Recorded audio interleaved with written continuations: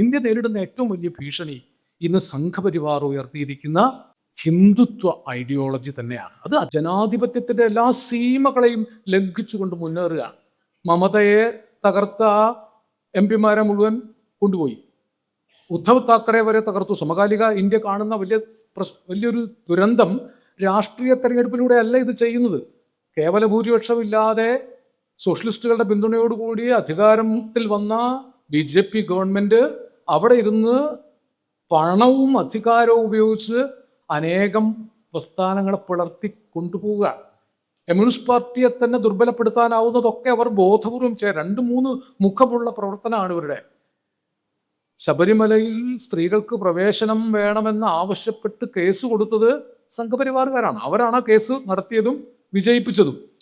പക്ഷേ അത് വിജയിച്ചപ്പോൾ കേരളത്തിൽ അവർക്കൊരു കാര്യം മനസ്സിലായി. ഇടതുപക്ഷ ഗവൺമെന്റ് ആ നിയമം നടപ്പാക്കാൻ ശ്രമിക്കുമ്പോൾ അതിൻ്റെ മറുപുറത്ത് നിന്നാൽ അതൊരു സുവർണാവസരമാണെന്ന് BJPക്ക് മനസ്സിലാവും. ഈ ദ്വിമുഖ തന്ത്രമാണ്. പറയുന്നതും പ്രവർത്തിക്കുന്നതും 2 ആയാലും 3 ആയാലും ഒരു മനസാക്ഷി കുത്തും സംഘപരിവാർ ഹിന്ദുത്വ രാഷ്ട്രീയത്തിനില്ല.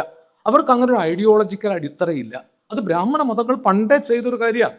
ഞാൻ പറയാറുണ്ട്, നാട്ടിലിങ്ങനെ ഈ ഭഗവത്ഗീത, ഒരു കമ്മ്യൂണിസ്റ്റ് ചിന്തകൻ അല്ലെങ്കിൽ പുരോഗമനവാദിയായിരുന്നു നമ്പൂതിരി പാടത്തൊക്കെ വന്ന് പണിക്കാരുടെ കൂടെയൊക്കെ നിൽക്കും.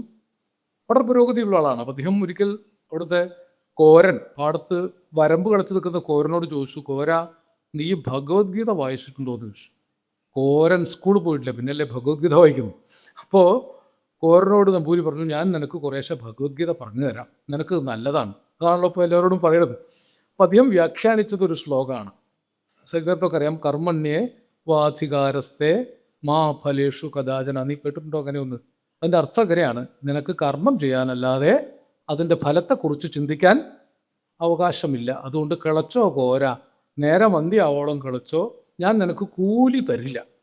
അത് എനിക്ക് കൂലി തരണ്ടെന്നുള്ളതുകൊണ്ടല്ല, ഭഗവാൻ അത് ഇഷ്ടമല്ല. ഭഗവാൻ പറഞ്ഞിരിക്കുന്നത് പണി ചെയ്യാനല്ലാതെ കൂലി വാങ്ങാൻ അവകാശമില്ല എന്നാണ്. ഇങ്ങനെയും ഭഗവത്ഗീതയെ വ്യാഖ്യാനിക്കാം. ഇങ്ങനെയുള്ള സാധ്യതകളാണ് ഇന്ന് സംഘപരിവാർ തേടുന്നത്. എല്ലാ ഭാരതീയ ദർശനങ്ങളെയും ഉപനിഷത്തൊന്നും അവർ തൊടാറില്ല. അല്ല, ഉപനിഷത്ത് അറിയുന്നവർ അവർ കുറവാണ്.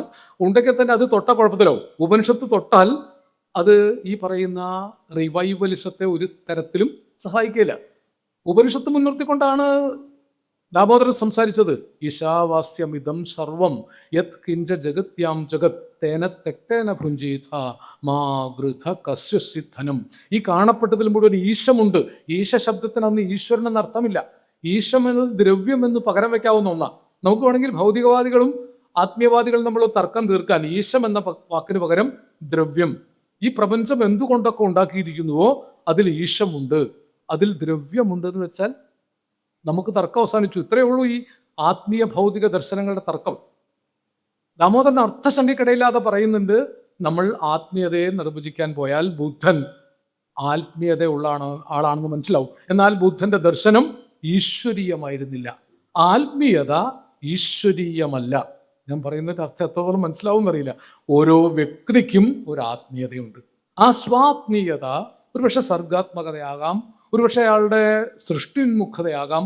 അതിന് ഈശ്വരന് ആവശ്യമില്ല. ഭൗതികവാദികൾ പറയുന്നത് ഭൗതിക പ്രപഞ്ചത്തിന് പുറത്ത് ഒരു അധികാര ശക്തി നിലനിൽക്കുന്നില്ല.